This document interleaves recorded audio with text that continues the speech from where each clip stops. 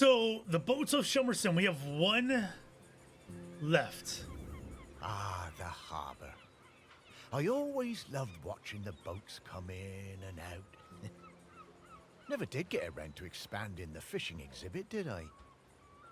You remember coming down here with me? Well, I'd have liked it better if you'd have let me swim. I love your confidence, Sparky. But you always thought yourself a bigger dog than you actually were. Oh. Lots more boats than there used to be, though, aren't there? Certainly are. Shelmerston got busy. Though this is busier than even I remember. Say, how long have we been doing this search? Oh, I don't know, Morris. Once you're dead, time seems to be a bit less important. Does it? Oh, I don't know. I suppose it seems a bit galling that time and everything else keeps moving even though I've stopped. Makes a man feel unimportant. Oh, you're not unimportant, Morris. You're saving the island. And to do that, we better go find some people who remember Samfire. Yes, Sam surely understands the feeling of watching everything change. Fishfolk live for, what, 200 years? That's no small amount of change. Not volcano change, though, Morris. And that's what we need to avoid. Off we go! Samfire. One of the fish folk, Sam was one of the first of their kind to fully integrate with the ways of the land, taking a position of responsibility as Shelmerston's harbor controller. Sam played an important part in helping the island to retain its own identity in the face of industrialization and tourism. They were an integral member of the Save the Morlo movement. Gotcha. So, I do enjoy chilling at harbors and watching the boats. All right, so lots of boats, and locks as well. If you have a kid or nieces and nephews or whatever, and you have the opportunity to take him to a lock, and I mean like LOCK, not LOCH, definitely do it. I remember seeing the Sioux locks when I was a little kid, and I thought it was the greatest thing ever. It was super cool seeing the boats go up and down. It was really interesting. Definitely take advantage of that opportunity. All right, so we got 5 things here. The Gruffman Super Goose. Cornelia Kircher chartered this luxury seaplane to fly her and her artist friends to Shelmerston for the sculpture park opening in Outram Hall. All right, we got something in here. What? A wild fish person? Uh-oh, what's this going to be like? I swim with a pod south of the Fire Isles. I believe the dry-siders call the larger one Shelmerston. It's where the ceremony happens for the dry-sider who stopped the world from cracking. That's where I first heard talk of toast and where I met the friend called Samfire. I love this guy's voice. I did not believe it at first. A food which snaps so dry. Then one morning at sunup, I followed the ship and caught a blackened slice as it arced into the water. This was the start of my lifelong love of toast. A fish person and he loves toast. His accent, it sounds a little like Werner Herzog, doesn't he? I saw Samfire on the dry side and came up out of the sea to ask them for toast. They asked me to put on some pants, but I refused to denigrate myself with dry-side fabric. No matter, I had brought some shiny coins with me that I found on the seabed and secreted in my swimming falls. Say what? I like this guy. Sam took me to their parents' toast shack, but they refused to serve me without clothes. They also told me that my shiny coins were unsuitable, too old. So Sam lent me some trousers, and I swept the toast shack in return for crispy slices. Sam taught me some of the ways of the dry-siders, but to be honest, I'm only interested in the toast. I never wanted to eat anything else. Sam understood this. What's going on right now? I spend my nights swimming through the black waters of the deepest ocean trenches. By day, I come up onto quayside and fill up on the finest crusted seedy bloomer, almost black, no butter. Does he like toast so much because it's like so dry? And he's a fish person? That was great. I love that. Oh, I could really go for a nice piece of toast right now. But, yeah, with butter. Yeah, I understand you there. Plain toast is a tad boring. All right, so is there toast in here somewhere? Wait, what am I looking for? Toast, right? Toast with something on it. Oh, okay. There's lots of things going on in here.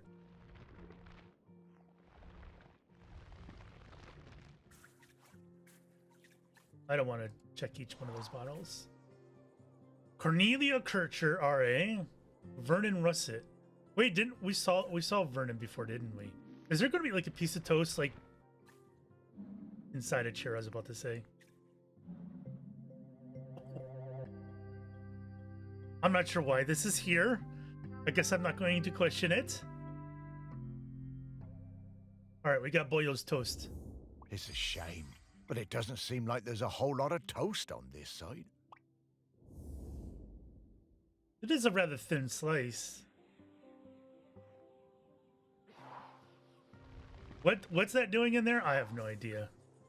I'm gonna question the craziness. I'm not gonna look deep into any of these things because I'm gonna be back. Oh, cool. Maybe I'll look deep into this. Can I? Oh, look at all the little gadgets and gizmos and circuits and stuff. All right. Because we're gonna be back when Sparky barks, right? Whenever that's going to be. We'll go. Oh. I'm getting the scent of Grenkins again, Morris. I'll pop up to let you know when we're close to one. Thank you.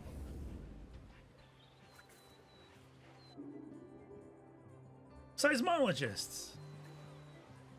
Doug Bradfield and Angie Potts are seismological postgraduates from University College London, who have been studying Shelmerston for several years. When the remote instruments detected unusual... Did we not read this before? When the remote instruments detected unusual activity, they headed straight for the island to investigate in person. Doug and Angie are now torn between staying on Shelmerston to see how the geological situation develops over the next few days, and jumping on the ferry home immediately to get off the island as quickly as possible. Okay. All right, let's go jump back in here because I'm guessing... Yeah.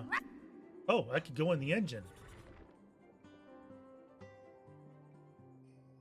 I don't know what that is.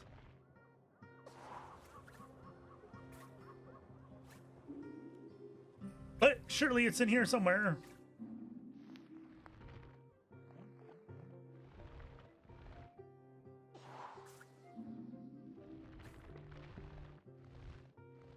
What is that? A hat, okay.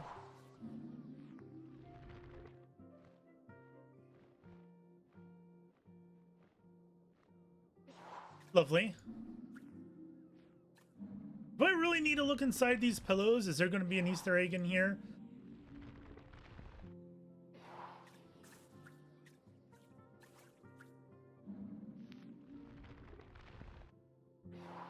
All right, I don't think what we're looking for is going to be in there. Wait a minute. No.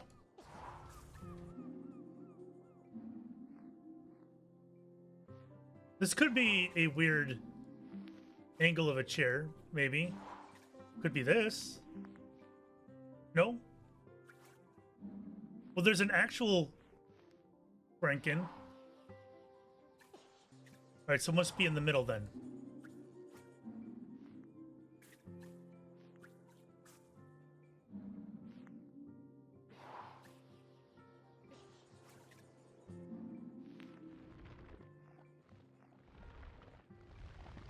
All right, well, that's understandable to store something like that, I guess, under a chair, but I still don't get the toaster.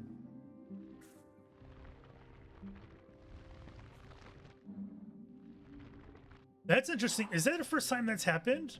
Look, I can cut through the pillow this way, or I can hyper focus on the pillow and cut through it that way. Have we seen that before? I don't think we have. All right, so this is a drink of some sorts.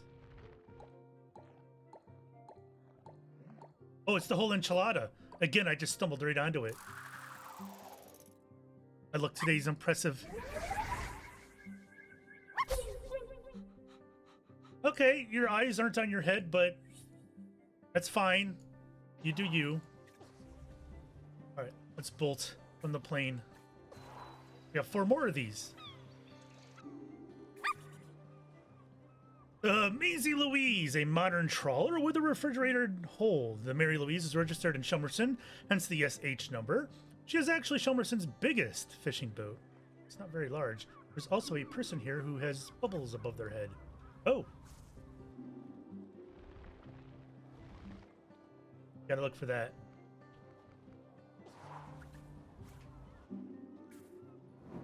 Hello, sir. Winkle Bob. When I was a kid, I Like a black hole. hated the annual Morlow call. I was kept away and found excuses not to be there. Then, age 10, my dad marched me down to the beach with other men and put a knife in my hand. It was the worst day of my life. I saw Morlow slit from jaw to belly, more blood than you could imagine. I didn't sleep for months after. It's like the silencing of the Morlows. But you grow up, don't you? I never felt it right that we was killing Morlows, but what could I do about it? I was just a fisherman. One day I see Samfire, the new harbour officer, handing out leaflets on the quayside. Stop that, Col. I went along to that first meeting at the campsite. Greg Litherland was one of the other organisers.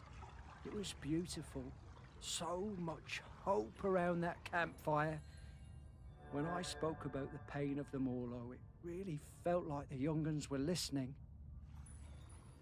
Me, Sam and Greg held regular events to raise funds for badges and patches. I was proud to wear mine on my best Gansey. Is Ganzi? Does that mean sweater? What does that mean? There was quite a rift between us and the old guard. They felt the ban was an attack on our ways. Sam and me took a load of the fishermen out for a beer, and Sam made them listen. They really respected Sam. We got most of them on our side that way. There's a lot of beer drinkers on this island. By 87, we finally felt like we had enough support to push for change. So the week before the Morlow showed up, we organised a mass dying on the beach. There were loads of us lying down on that sand. Islanders, fishermen, fishfolk all together. And the press showed up, and the mainland TV, and for the first time in 500 years, we stopped that cull. Why was the call happening in the first place? I'm so glad we don't do that cull anymore. I was proud of Sam and that lot when they finally made the old uns see sense. And, well, I did my part. Held a lot of those early meetings at the museum, we did. What have we here? All right, so I don't know what that is. Louise, maybe? Nope. What is that? Oh, that's a Morlow right there. So that's like a sticker or a sign or something.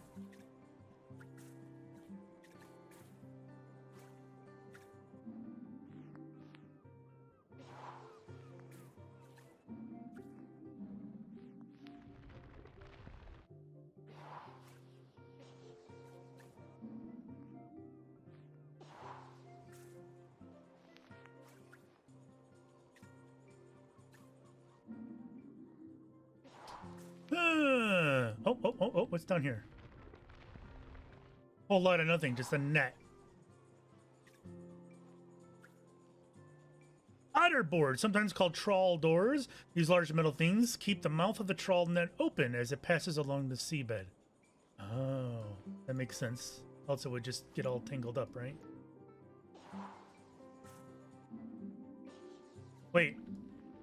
What's underneath it? Okay, I thought there may be something underneath it. So I don't think there's anything on the deck. Is there... Oh, oh.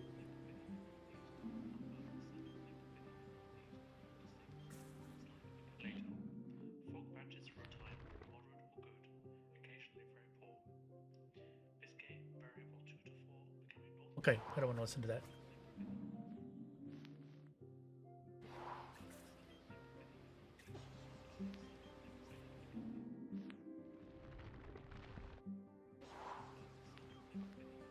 Nothing in here. Let's check over here. Banana. Are they gonna trick me?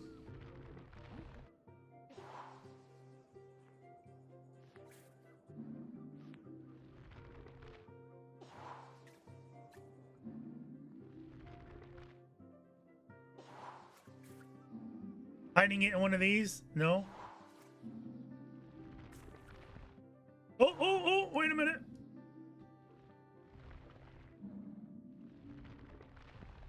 No.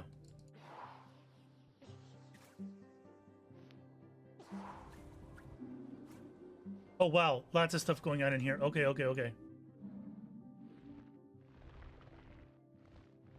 It's TP. Didn't mean to click on that again. Nothing in there. Let's check the table.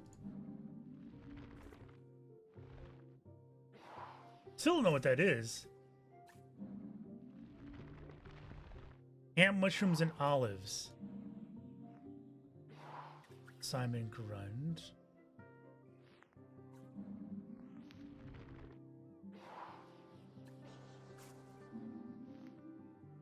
Uh-oh, there could be lots of stuff in here. Like, what is in here? Oh, I thought one of these would be it. It is it! It was just on top. What do you mean, game? There we go.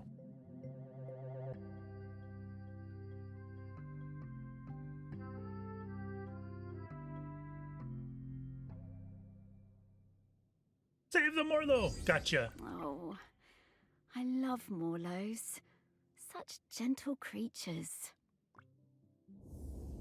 Thank you, Sparky. Now we just need whatever this is. Can I look inside here? What's inside? Got a museum button thingy.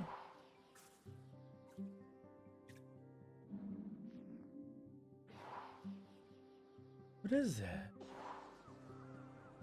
Oh god, there's lots of stuff to look through here. Oh, it's transistors and things. Yeah.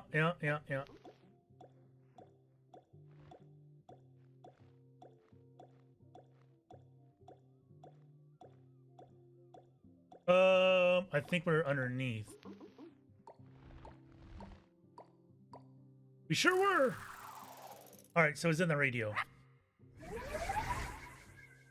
Silly Grenkin. Looks like a peanut. All right, gotcha. Anything else here worth checking out? What's in there? Oh, just ketchup and mustard.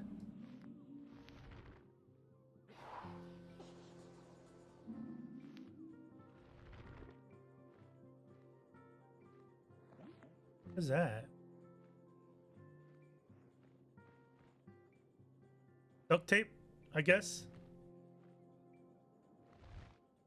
All right, whole lot of stuff I don't need to know about. All right, let's bolt. I think we're outie, right? Okay, what's next? That's the end of the line there. Let's go this way. Oh, it's a cute little boat.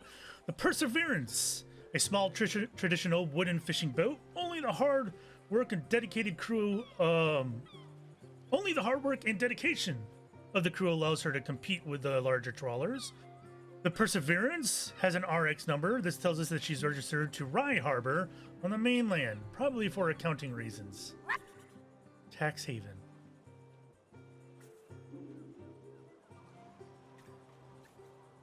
Oh, okay. That's still a little weird. Lance Dunstan, fisherman. He's admiring his fish. By the time Sam started as the harbour controller in '79, the fishing industry in Shelmerston was on its arse. No way to compete with those factory trawlers from the mainland, was there? Couldn't moor those things anywhere near the island, even if we had them. Of course we were all smuggling, stands to reason, done it? There was no money. All those old fishing sheds on the quay, the ones the tourists like, were falling down. Old place looked, pardon me, like a tip. What are they smuggling now? Beer? There was a lot of trouble at first. Sam trying to stick by the rules and catch us out any way they could, and us trying any which way to give her the runabout. Wasn't easy, mind you. She was smart, that Sam. You never knew when they were going to pop her head out of the water beside your tub. And to be fair to Sam, some of them smuggling boys were bad uns. Worse stuff than booze on some of them boats, and that's the truth. Probably no bad thing Sam put a stop to it. Wait, what else is on there? But in time, Sam started to see how things were, how we do things, and we came to an understanding of sorts. If Sam turned a blind eye to a bit of the decent stuff, the harmless stuff, then we'd report the worst of it. I mean, we all want to keep the seas safe, stands to reason. Plus, Sam was partial to a bottle or two of the sheep shank on occasion. Oh, yeah. So it was the sheep shank. Sam was sharp as a gutting knife. They made us hand over some of the, shall we say, dividends to fix up the quay. All them sheds and that. Make them into something we'd be proud of. Turn things around for Shelmerston, that did. Now we get more of those tourists since the big ferry started. And they love a day out on a boat. Ken takes them all out, he does.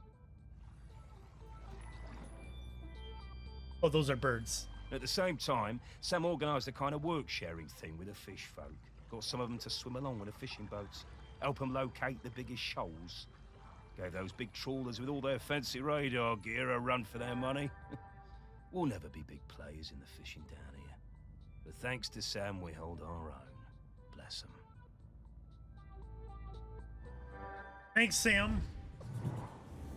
I reckon I still have a bottle or two of sheep shank stashed away at the museum. Don't suppose anyone will ever drink them now. All right, so we're looking for whatever the heck that is. And contraband. Okay, so contrary to outside appearances, this boat isn't exactly an above-board fishing vessel. In fact, it makes smuggling trips to the mainland every month or so, carrying a cargo of sheep shank, the bootleg whiskey distilled on Shelmerston, and bringing back whatever the locals are keen to get their hands on. Too funny.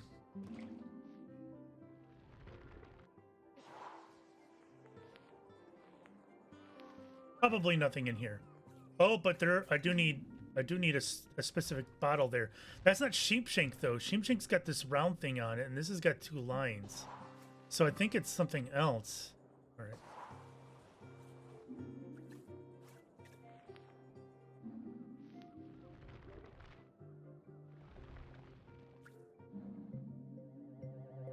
Oh, the 2 lines was actually sheep shank. Okay.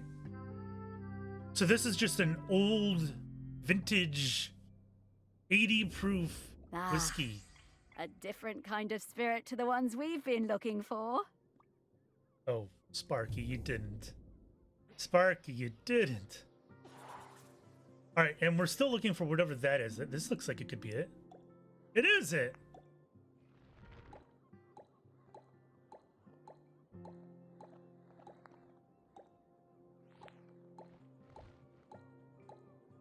That's close.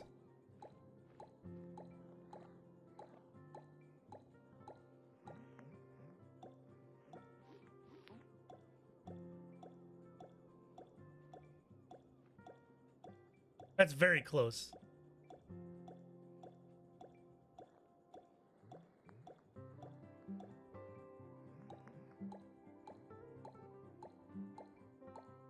I feel like this should work, right? I mean, look how close that is. Oh, there it goes. I was just a smidget off. A lager keg. Haven't we seen a Grunkin like that before? That must suck. You're this special creature, a Grunkin, but you rolled the same avatar as another one. Alright, so... anything interesting in here? Oh.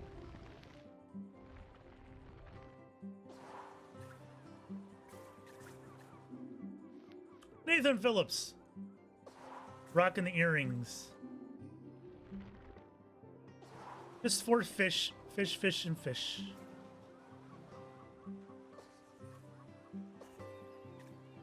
Who's next? Oh. Wait, what did that say? The Scourge of Shelmerston, Maine, sailing the high seas in search of ships to board and treasure islands to plunder. That's cute. Pig.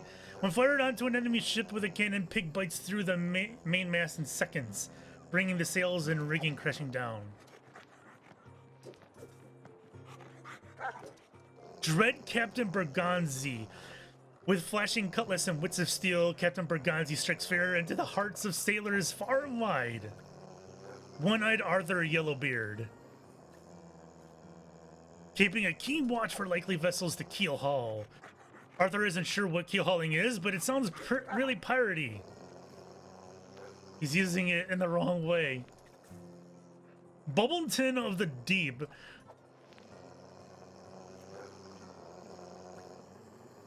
The dread sea beast rises from the sea to breathe flames down upon unsuspecting Royal Navy crews, incinerating them instantly. That's cute. Oh, hello, people. Can I help you?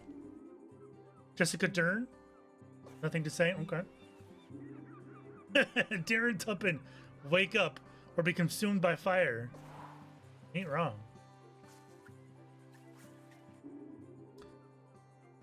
A T-Pukatan tourist.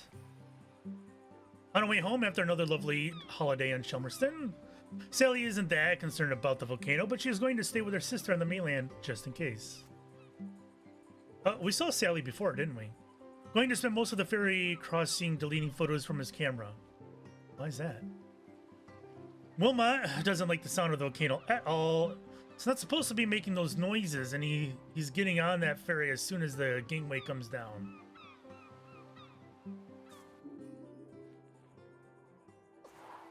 Okay. Poor Darren. He is completely correct about the impending danger, but if it somehow works out, he'll forever be known as that guy who totally overreacted and thought the volcano was about to erupt when it was just smoking a bit. That's how it is. Queen of the Isles. In 2006, the T-Pukatan People's Government signed a deal with the Sea Def Corporation to make Shelmerston's harbor suitable for larger vessels, building a new harbor arm and dredging the southern bay. They also part-funded the Queen of the Isles, connecting Shelmerston to the mainland with a weekly ferry service. Yeah, it's a large vessel, and we got a large thing over here. Oh, right on. Oh my God, there's lots of stuff going on here. So we got this going on. Oh God.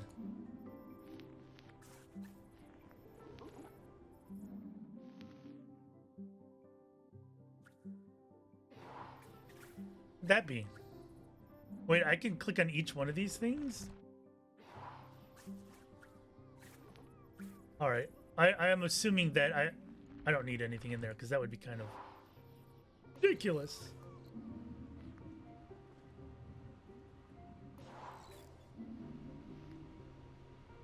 A condenser, of course.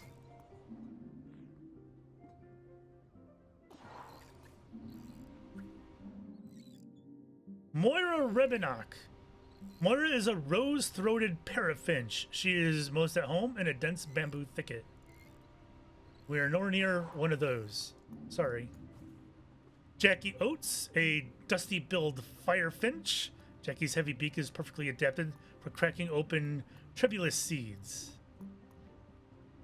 A word for it.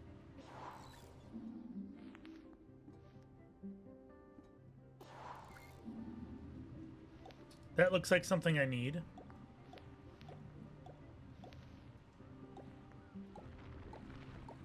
Oh, there we go. That was easy peasy.